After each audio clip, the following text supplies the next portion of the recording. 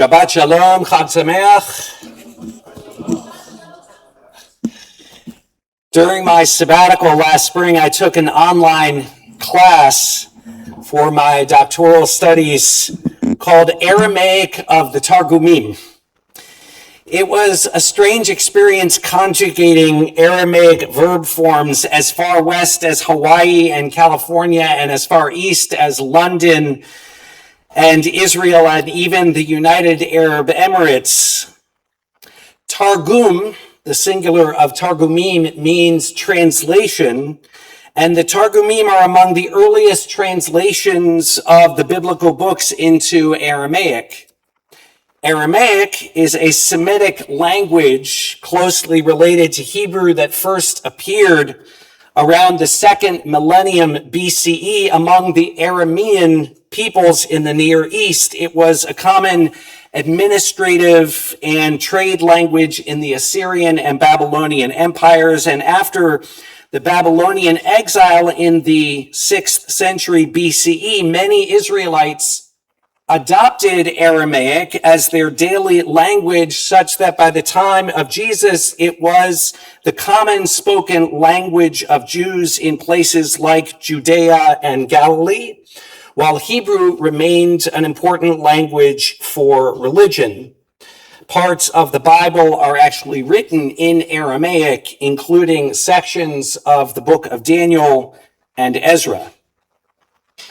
I mention all of this because while Passover celebrates our exodus from Egypt and freedom from Pharaoh, the Haggadah takes 3 words from the Bible to suggest that there was actually someone worse than Pharaoh, and that is an Aramean.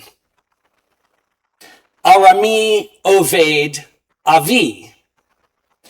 The Haggadah mistranslates these words as an Aramean tried to destroy my father and tells us, Tseh ulamad, go and learn what Lavan the Aramean sought to do to our father Jacob. Pharaoh only condemned the boys to death, but Lavan sought to uproot everything. I say mistranslates because this is not what these words, Arami Oved Avi, mean. These 3 words come from Deuteronomy chapter 26, verse 5. Israelite pilgrims would bring the first fruits of their harvest to Jerusalem, present them to the temple priests, and recite a short vidui or declaration whose essence was to tell a 4-sentence summary of our national history. It goes like this: my father was a fugitive Aramean. He went down to Egypt with meager numbers and sojourned there, but there he became a great and very populous nation. The Egyptians dealt harshly with us and oppressed us. They imposed heavy labor upon us. We cried out to the Eternal, the God of our ancestors. The Eternal heard our plea and saw our plight, our misery, our oppression. God freed us from Egypt by a mighty hand and an outstretched arm, an awesome power, and by signs and portents, bringing us to this place and giving us this land, a land flowing with milk and honey. And so now, said the pilgrim, now I bring the first fruits of the soil that you, O Eternal, have given to me. Rabbis have different opinions about which father was being referred to by the phrase, my father was a fugitive Aramean. Rashbam, Rashi's grandson, says it referred to Abraham, who was from Aram. By the way, Aram is sort of near Damascus. This is modern day Syria.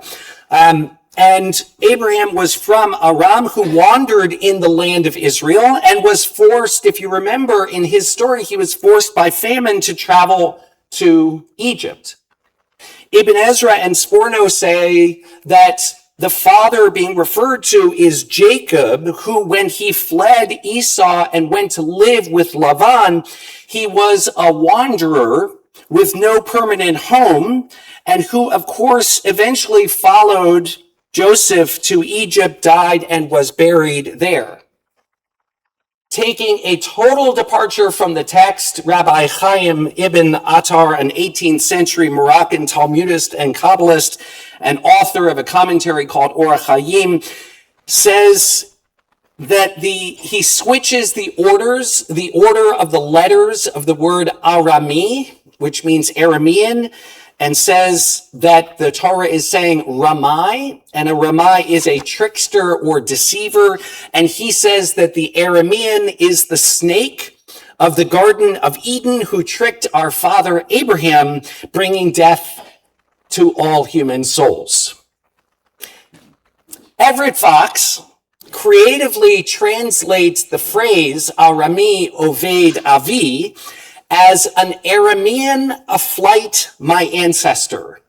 Or he offers another one, an Aramean astray my ancestor, attempting to convey in the translation of the Hebrew how the three-word phrase, each word beginning with the letter Aleph, is clearly meant to be remembered by the opening letter of each word. Robert Alter translates, my father was an Aramean about to perish, because the end of the sentence in the Torah registers going down into Egypt, implicitly referring to a time of famine, which both Abraham and Jacob did. And he says the intended reference is to the patriarch being on the point of perishing. Thus, the prosperous farmer in the Torah, even as he brings to the sanctuary his first fruits, recalls how his forefathers were close to dying from famine and were obliged to go down to Egypt, where in due course they were enslaved. Those are all possible meanings of the phrase in its biblical context, and the Haggadah has nothing to do with that. What is the Haggadah doing when it mistranslates Arami Oved Avi as referring to Lavan being worse than Pharaoh, who condemned only the boys to death, while Lavan sought to uproot everything, presumably threatening the existence of the entire Jewish people? What is the Haggadah talking about?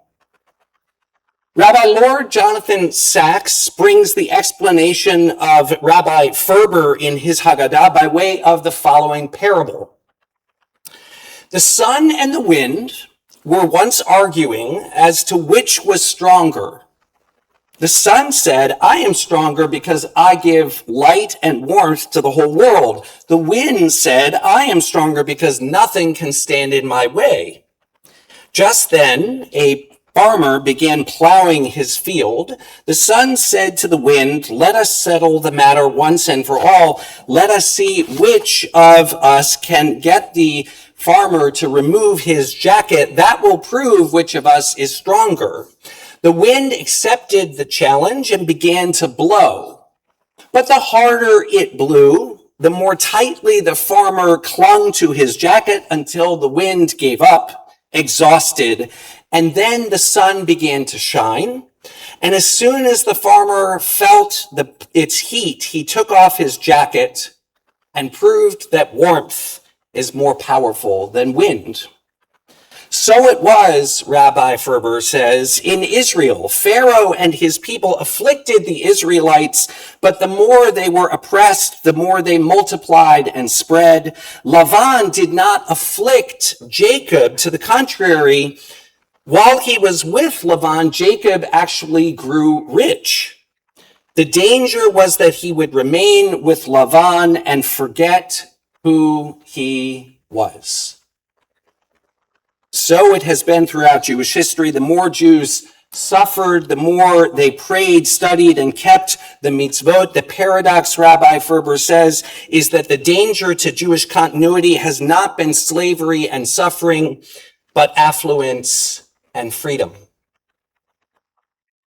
That explanation echoes the themes of Deuteronomy, in which Moses warns the people again and again before they go into the land, be careful of becoming arrogant and forgetting God when our storehouses are full and when our flocks and herds grow large. It is surely true for we who shop at Costco and live in affluence and luxury and freedom unimaginable to our ancestors just 100 years ago, much less to European, North African, and Middle Eastern Jews of the Middle Ages. I want to finish by sharing a different explanation shared with me by my friend and colleague, Rabbi Barry Dov Katz, who was here 2 years ago to help us celebrate my 13th bar mitzvah year with Bethel Synagogue.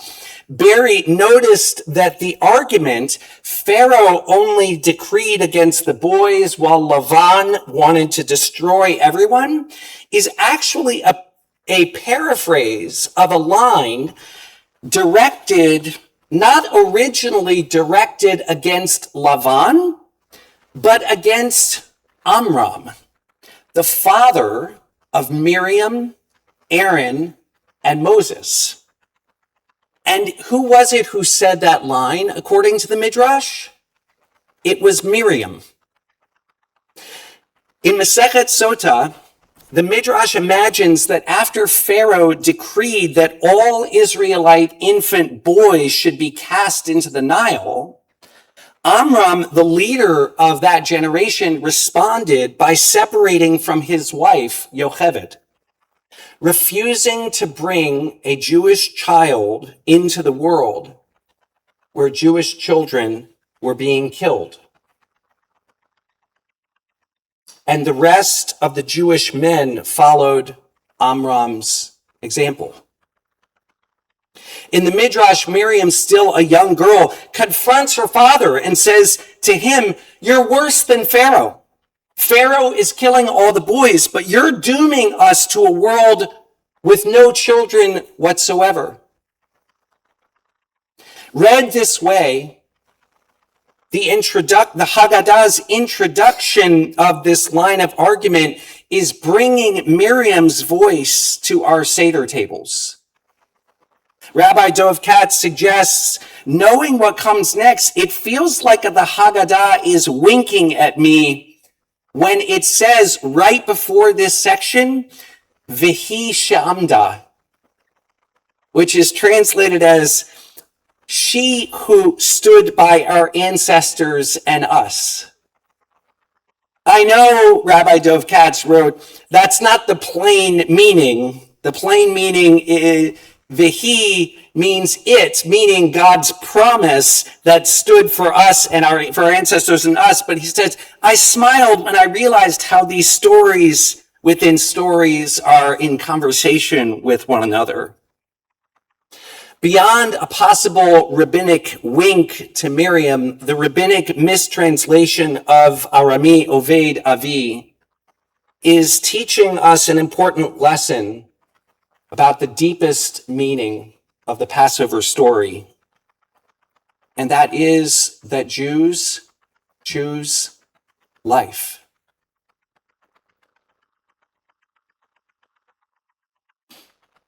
Miriam's rebuke of her father is not naive. She knows that death is all around. She's heard Pharaoh's decree. She's seen the fear in her parents' eyes. She understands the world that they are living in, and still she refuses to let fear have the final word. Because Miriam understands something her father in that moment cannot, that the greatest danger is not death itself, but despair. Not Pharaoh's decree, but the quiet, reasonable decision to stop hoping, to stop building, to stop bringing life into a broken world. We choose life. Ben and Amanda, we named Mira this morning. You brought her into our community and into the world, not at an easy time for Jews, not at a time when the world around us feels safe. It was so beautiful to celebrate Mira's birth this Passover because to choose life is to defy Pharaoh. To choose life is to refuse Lavan. To choose life is to say that even when the future is uncertain, we will not surrender it. At the Seder table, we tell a story about a people who walked into the sea, who followed a promise they could not yet see fulfilled, who carried their children with them into the unknown. And maybe that is what the Haggadah is reminding us through its strange translation, through its hidden echo of Miriam's voice, that the real question of Passover is not only who oppressed us, but will we continue? Will we rebuild? Will we bring life forward? Miriam stood up to her father and said, the story cannot end here. And because she did, there was a Moshe. And because there was a Moshe, there was an Exodus. And because there was an Exodus, we are here this Shabbat right now. Every generation faces its own Egypt. Every generation hears voices that say, don't risk, don't hope, don't begin again. And every generation needs Miriam, a voice that says, choose life anyway. So this morning, this Pesach, as we tell the story once more, I pray that we can be blessed to hear that voice, to have the courage to build, even when the world feels fragile, the faith to hope, even when the world feels uncertain. And may we, like our ancestors, choose life, so that those who come after us will one day tell our story too. Shabbat Shalom and Chag Sameach.